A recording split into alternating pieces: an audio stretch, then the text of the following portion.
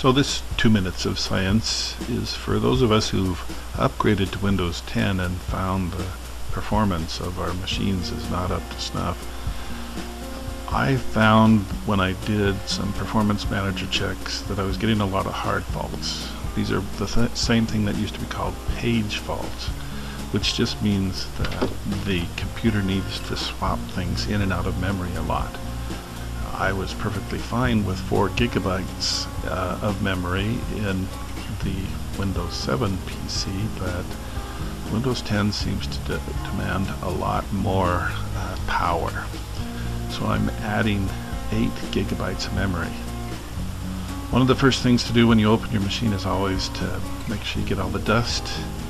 Even if the room is clean, because of the electrostatic elements of the parts, they collect dust, and the dust can cause connection problems and stuff. So it's important to get a clean PC before every time you open it, and if nothing else you should open it and dust it off from time to time anyway.